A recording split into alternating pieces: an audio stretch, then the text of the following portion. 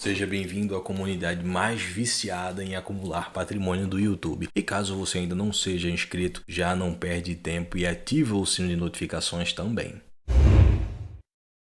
Sabe aquele fundo que escutam falar mal dele, mas se ouve poucos detalhes sobre? Pois é, isso é muito comum nos fundos imobiliários, principalmente porque é uma classe de ativos muito amada por nós brasileiros, mas também é relativamente nova comparado ao mercado de ações e poucas pessoas se aprofundam antes de tomar alguma decisão. E muitas vezes acabam adquirindo uma opinião dos outros, ao invés de ter a própria. Por isso, eu estou trazendo aqui hoje o GGCR11, que inclusive foi uma recomendação de inscritos aqui do Acumuladores. Eu também vou falar sobre polêmicas passadas e acontecimentos e vou também dar a minha opinião sobre isso, além de atualizar sobre as novidades do fundo. Isso vai te ajudar, inclusive, a conhecer esse fundo melhor em detalhes. Antes de ir direto ao assunto, inclusive eu vou começar logo com as novidades mais recentes do fundo, eu preciso falar uma coisa.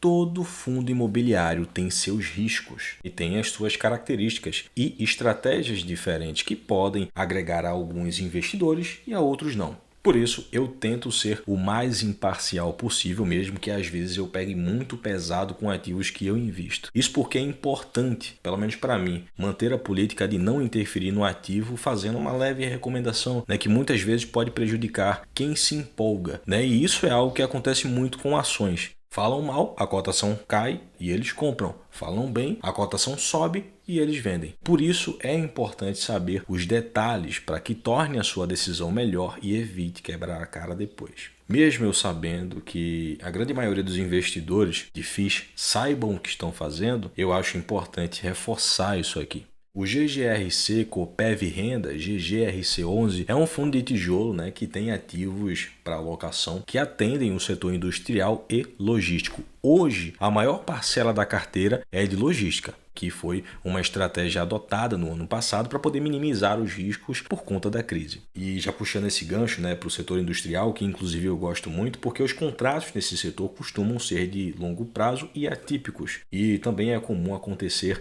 expansões no imóvel e até mesmo a compra do ativo pela empresa locatária. Porém, existem riscos também, tá? No pico da crise passada, teve alguns locatários que ficaram inadimplentes, alguns tentaram renegociar e até mesmo passaram alguns meses sem poder pagar por meios jurídicos. E foi algo que no começo desse ano foi resolvido. Afinal, o setor industrial, além do setor de varejo também, foram muito afetados pela crise, pelaquela crise passada, que eu não posso falar o nome aqui. Até pelos fechamentos dos negócios em geral. O setor industrial, ele tem um modelo de negócio B2B, o Business to Business, que depende da demanda de outras empresas. Por isso foi tão prejudicado. Entre as novidades e também alguns fatos relevantes que eu vou falar também, são dois. O primeiro é o cancelamento da 5ª emissão de cotas. A gente sabe que o capital, com essa taxa de juros, está muito mais caro e conseguir uma quantia que seja adequada à estratégia do fundo poderia não ser viável nesse momento agora. Também tem a novidade de desinvestimento que a empresa soltou através de fato relevante, que é a venda de alguns ativos e isso, além de gerar caixa, gera também mais rendimentos. Inclusive, a gestão deixou bem claro aí que a venda dos imóveis vão ser para além de integrar a base de cálculo das distribuições, também vai ser usado para amortização antecipada de pagamento do imóvel de Uberlândia,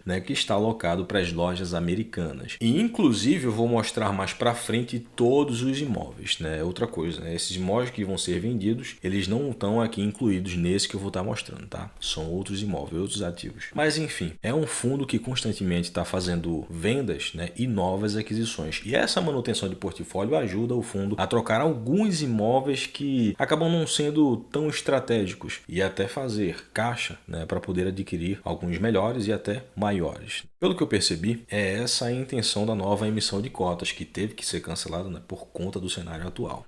Tem uma coisa que eu quero que vocês observem antes da gente observar as porcentagens de cada setor na carteira de ativos, tá? A localização dos imóveis é bem diversificada por localidades no país, lugares estratégicos para se manter ativos logísticos e também industriais. E o principal, a grande maioria desses locatários são empresas saudáveis e algumas até líderes de mercado e multinacionais. Claro que isso não é de jeito nenhum indicativo de que a empresa ela vai manter as operações nos imóveis, mas, por outro lado, já estamos em momento de deflação no IPCA. Então, é um indicativo de melhora inflacionária para o ano de 2023. Outra coisa, o prazo médio dos contratos é de mais de 6 anos. E já entrando no assunto, como você pode confirmar aí, o vencimento dos contratos, na maioria, é de médio e longo prazo. A maior porcentagem da carteira, como eu falei no início, é concentrada no setor logístico e 47,10% da carteira são imóveis industriais. Mas os subsetores são bem diversificados e, inclusive, as de metalurgia, siderurgia, química e petroquímica, agronegócios são empresas muito saudáveis e tem aí um destaque da Suzano, que é uma player global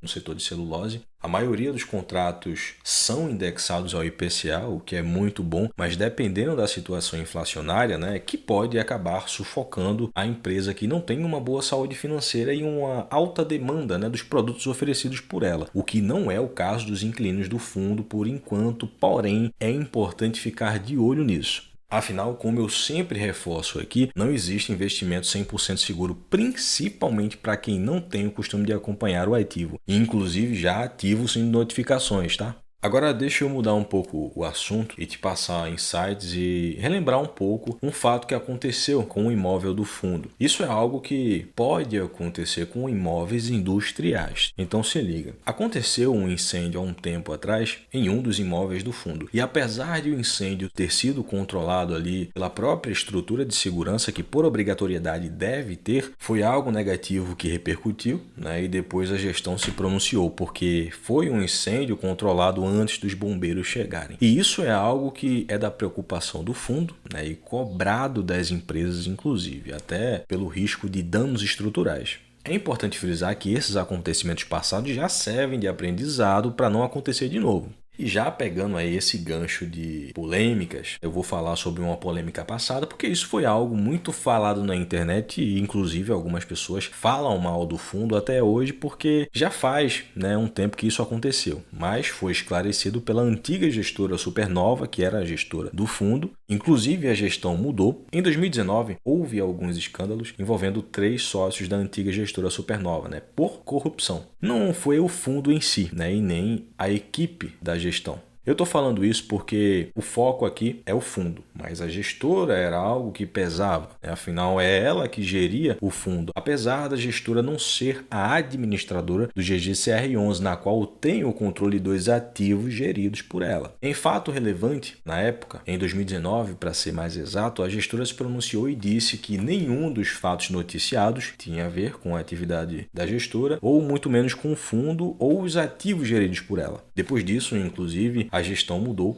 e até o fundo se tornou ainda mais transparente. E quase toda semana tem algum fato relevante, relatório, comunicado e virou até uma coisa característica do fundo. Outra coisa, a gestora ela tem o foco inteiramente no GGRC11, já que é o único FII por enquanto. Eu estou falando nesse assunto da polêmica porque foi algo que ficou para trás, mas ainda existem muitas dúvidas sobre isso. Além de eu não falar novamente sobre o assunto quando voltar a atualizar sobre o GGRC11, porque foi algo que nem a gestora e nem o fundo tinham a ver em questão. Também acredito que, esclarecendo isso, muitas pessoas podem tirar as suas dúvidas e até conhecer esses detalhes antes de ouvirem falar mal do fundo. E claro, sem desmerecer outras opiniões, porque cada investidor pensa de uma maneira diferente. Mas mudando de assunto, a maioria dos imóveis são relativamente novos, são 20 imóveis no total, 11 são galpões logísticos e 9 são industriais. Esses industriais têm aí um destaque da nova locação para Ego Burgman, que é uma empresa internacional e é um contrato novo, com o vencimento em 2037. Eu me esqueci de falar isso antes, mas o maior inquilino da parte logística é a Ambev, que dispensa apresentações, inclusive listada na bolsa. E em questão de maior locatário por metro quadrado é a Suzano, Lojas Americanas e a companhia Hering, que se você não tem, provavelmente ou já teve ou vai ter alguma roupa da marca ou até tecido produzido por ela.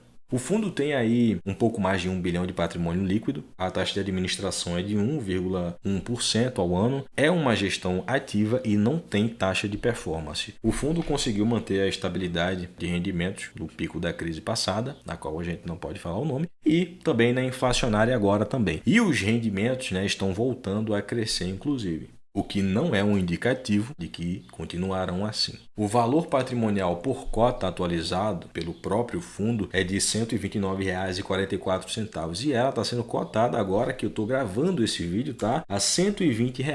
A liquidez média diária passa aí dos 1,5 milhão, né? E o fundo tem aí mais de 96.284 mil cotistas, né? Como eu falei antes, no vídeo anterior, inclusive, além de uma boa liquidez, o fundo tem que ter um bom número de cotistas, porque não adianta ter uma boa liquidez e poucos cotistas, que acaba tendo muitas oscilações, e isso pode prejudicar quem quer entrar ou sair das posições. Afinal, qualquer volume de compra ou de venda em fundos assim pode acontecer um peso aí muito grande na cota, ou para cima ou para baixo, né? Apesar da volatilidade não fazer uma diferença, né, para investidores de longo prazo, é importante levar esse detalhe em consideração. Liquidez e número de cotistas se complementam nessa questão. É só para reforçar, tá? Esse não é o caso do GGRC11, que tem uma boa liquidez e um número relativamente grande de cotistas. Gostou do vídeo? Clica aí no joinha, porque isso motiva a gente a criar mais conteúdos bacanas e cheios de detalhes para você aqui do Acumuladores de Patrimônio. Aliás, se ainda não é inscrito, já se inscreva e ative o sino de notificações. Lembrando que, apesar de eu responder todo mundo e a gente sempre tá batendo um papo legal aí nos comentários, inscritos têm a preferência em sugestão de ativos, inclusive deixa sua opinião aí sobre o GGRC11, né? E me diz se deu para tirar todas as suas dúvidas,